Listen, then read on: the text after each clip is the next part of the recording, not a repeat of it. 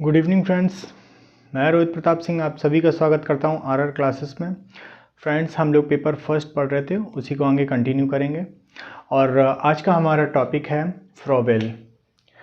Froebel का पूरा नाम है फ्रेडरिक विल्हेम ऑगस्ट फ्रॉबेल। ठीक है, शायद पूछ लें, कोई भरोसा नहीं है। इनका जन्म 21 जनवरी 1782 में थुरिंजनम वेन जर्मनी में हुआ था। मेनली वो पूछ लेते हैं, क्या बोलते हैं, कंट्री। ठीक है, ज़्यादातर कंट्री पूछा जाता कि कहाँ के थे, फ्रांस, अमेरिका, रूस या फिर जर्मनी। ठीक है, यहीं के ज़्यादातर थे। ठीक है, इन्होंने एक संस्था खोली थी जिसका नाम था the universal German institute of education. 1816 में जर्मन के ग्रीसिम में खोला था। ठीक है, फिर उसका ट्रांसफ़र किया था 1817 में रुडोल्फ स्टेट में। ठीक है, फिर यहाँ पे जब वो ये इंस्टीट्यूट लेके आए, तब यहाँ पे इन्होंने 3 से 7 वर्ष के बच्चों को पढ़ाया, यानी कि 3 से 7 वर्ष के बच्चों पर उन्होंने काम किया था। ठीक है, तब 1837 में ब्लैकेनबर्ग में थिरुनजिया ब्लैकेनबर्ग में थिरुनजिया संस्था की स्थापना की। और 1839 में किंडरगार्टन की स्थापना की, जो कि सबसे ज़्यादा पूछा जाने वाला क्वेश्चन है।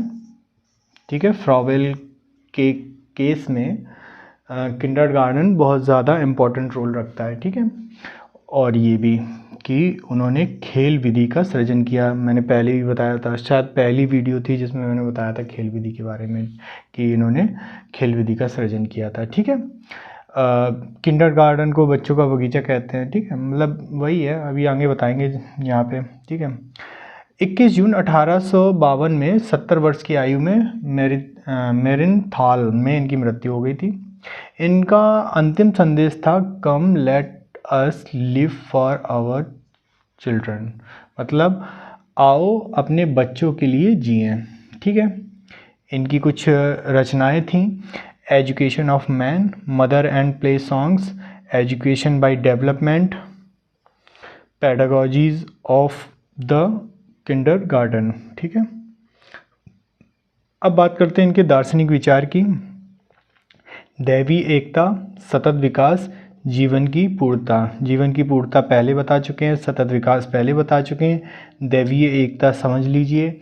दैवीय एकता मतलब ये इनका मानना था कि पूरे संसार में जो है हर एक इंसान के अंदर ईश्वरीय शक्ति, मतलब ईश्वर विद्यमान है, और सभी के अंदर एक दैवीय शक्ति विद्यमान है ईश्वर के रूप में।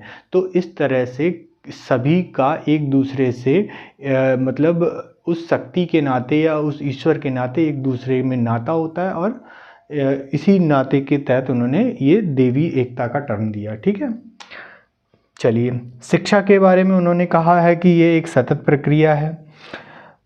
उन्होंने विकास के बारे में कहा है कि विकास जो है वह उत्प्रेरित नहीं होता, यह विकास जो है वो आंतरिक उत्प्रेरित है। मतलब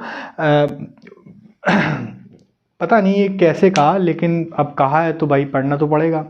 ये मानते हैं कि जो बच्चे का विकास होता है वो बाहर के जो मतलब बाहर से कोई भी अगर मोटिवेट करता है, या बाहर से कोई मतलब उसको क्या कहें, बाहर से अगर कोई इफ़ेक्ट डालता है तो उसका प्रभाव नहीं पड़ता। लेकिन अगर बच्चे का अंदर से अगर बच्चा खुद से एफर्ट करता है तो डेवलपमेंट होता है। लेकिन ऐसा नहीं है, बाहर का और खुद का दोनों का होता है।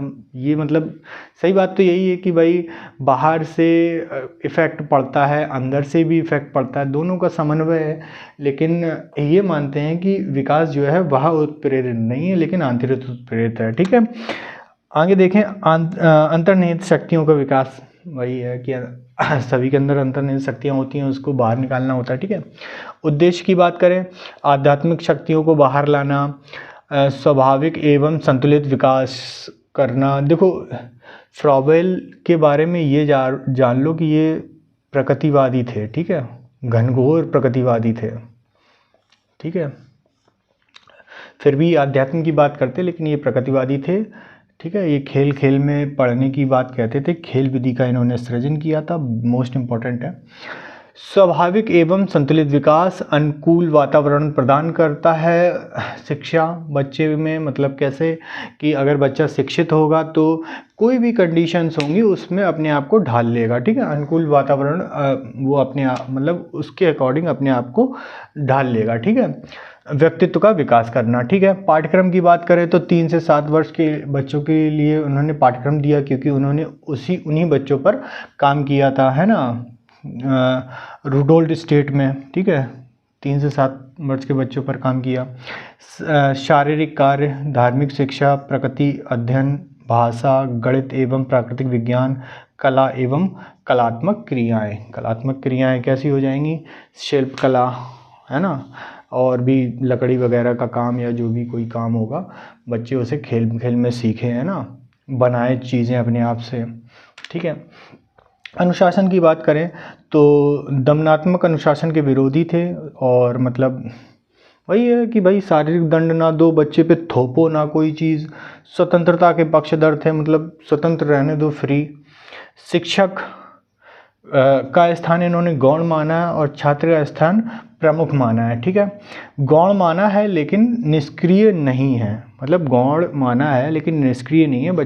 टीचर एक एनवायरनमेंट क्रिएट करेगा बच्चे को सीखने में मदद करने के लिए, ठीक है। शिक्षक को माली की संज्ञा दी और छात्र को नव विकसित पौधे की संज्ञा दी। कल की क्लास में हम लोगों ने पढ़ा था पेस्टोलॉजी, उन्होंने भी शिक्षक को माली की संज्ञा दी, ठीक है। उन्होंने क्यों दी थी?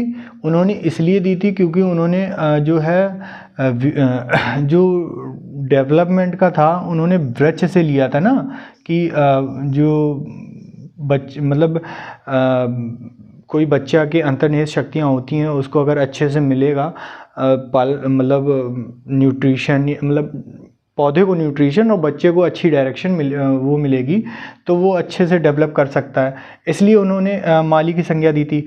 और यहाँ पे इन्होंने पूरा का पूरा जो है किंडरगार्टन मतलब विद्यालय खोला था, एक छोटा सा, मतलब फिर बहुत ज़्यादा ख्याति प्राप्त हुई थी उसको, तो इसलिए इन्होंने उसको माली की संज्ञा दी और छात्र को एवं नव विकसित पौधे की संज्ञा दी, ठीक है। समझ गए होगे। विद्यालय की बात करें तो सत्य, न्याय, स्वतंत्रता, व्यक्तित्व, उत्तरदायित्व आदि, मतलब ऐसे जो इम्पोर्टेंट नैतिकता है या इम्पोर्टेंट रोल जो उनकी लाइफ में जो भी टर्म जो इम्पोर्टेंट रोल रखते हैं तो उनको ये कहते थे कि भाई पढ़ाओ नहीं, बच्चे के अंदर व्यवहार से, मतलब उसके अंदर व्यवहार कर करके मतलब उस चीज़ को सिखाओ और उसके हैबिचुअल बना दो ताकि वो अपने आप सीख जाए। मतलब ये नहीं कि रटा रहे हैं या पढ़ा रहे हैं, पढ़ाने से कुछ नहीं होता। कहानी से मतलब कहानी बता दी कि हाँ भाई ये काम करो अच्छा होगा, उससे कुछ नहीं होगा। ऐसी एक्टिविटी करवाओ जिससे कि वो जाने उस चीज़ को, है ना। तो उन्होंने कहा था कि पढ़ाने की बजाय व्यवहार में लाया जाए, ठीक है, ठीक है। किंडरगार्टन 2 शब्दों से मिलके बना है जो कि एक जर्मन शब्द है। किंडर मतलब बालक, गार्टन मतलब बगीचा, ऐसे बच्चों का बगीचा बना है जर्मन भाषा में, ठीक है। और इस किंडरगार्टन में क्या होता है, बालक को पूर्ण स्वतंत्रता होती है और बालक खेल खेल में सीखते हैं, ठीक है। और हम 1000 बार कह रहे हैं कि खेल विधि इन्होंने दी और किंडरगार्टन इन्होंने दिया। माली कहा, नवविकसित पौधा कहा, ठीक है। ये बता रहे हैं हम, इम्पॉर्टेंट है, ध्यान दिए रहना और याद रखना। जहाँ तक मुझे लगता है कि कम से कम 20 क्वेश्चन जो मैंने भारतीय विचारक और पाश्चात्य विचारक पढ़ाए हैं इनसे ही कम से कम 20 क्वेश्चन आने वाले हैं। बाकी के क्वेश्चन पूरा और भी यूनिट हैं उनसे आएगा, लेकिन कम से कम 20 इसे होंगे और 20 तो कम से कम मान के चलिए डेफिनेशन से आएंगे, तो 40 क्वेश्चन तो ऐसे ही हो गए। देख लीजिए इनसे बहुत ज़्यादा क्वेश्चन बनने वाले हैं, ठीक है। और अगर एमसीक्यू बनेगा तो इनसे ही बनेगा और कहाँ से बनाएंगे, ठीक है।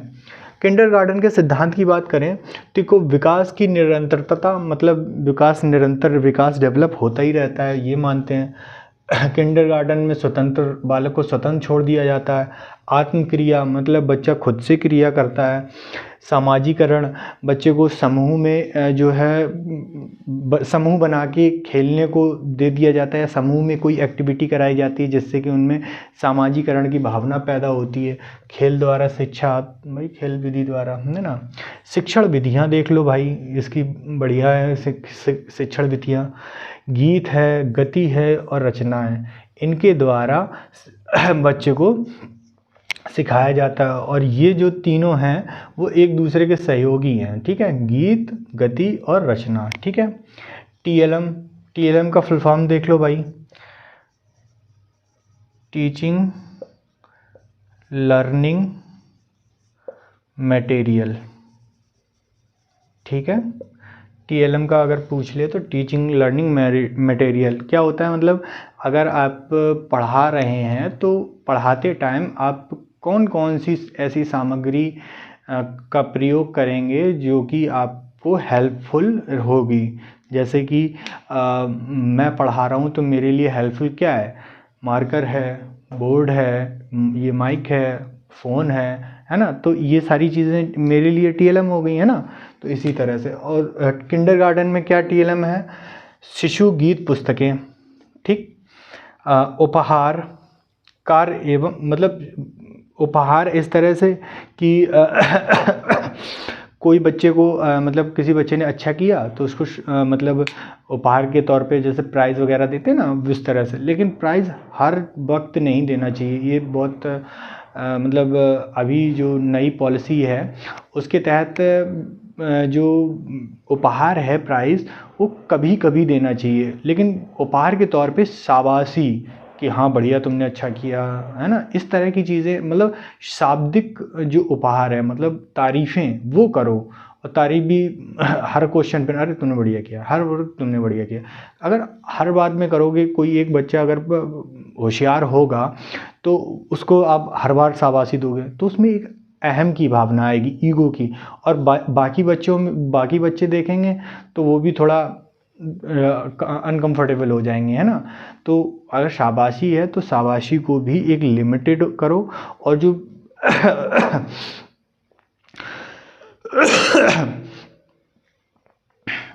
सॉरी, जो जैसे कोई अगर आप वस्तुएं देते हैं तो वो तो बहुत कम दो, कभी कभार, जैसे ओकेजनली हो जाता है ना कि हाँ भाई ओकेजनली दे दिया जाए। जैसे अर्धवार्षिक परीक्षाएं होती हैं, फिर वार्षिक परीक्षाएं होती हैं, उसके एंड में दे दो तो चलेगा, ये नहीं कि हर वक्त दे दें, ठीक है, वो चीज़। कार्य उद्यम मतलब कोई भी काम करने का दे दिया जाए, जैसे लकड़ी का कोई दे दिया सामान कि बेटा जाओ बनाओ, जो भी बना सकते हो, या फिर कोई भी ऐसे छोटे मोटे रॉ मटेरियल जो बच्चे को सिखाया जाए कि हाँ ये बना लो, है ना। और कार्य समूह में बांट दिया तो उससे उनकी सामाजिकरण भी हो जाता है ना। ठीक है भाई, तो ये हो गया फ्रॉबेल, ठीक है। तो आई होप आपको क्लास अच्छी लगी होगी, अच्छी लगी है तो प्लीज़ लाइक शेयर और सब्सक्राइब करें, और अपने सजेशन कमेंट बॉक्स में ज़रूर डालिए, ठीक है। चलिए फिर कल की, हाँ कल आपकी लास्ट क्लास होगी पेपर 1 की, ठीक है। कल हम लोग जॉन डीवी पढ़ेंगे और पेपर 1 आप लोगों का कंप्लीट हो जाएगा, ठीक है। तो कल मिलते हैं, थैंक यू।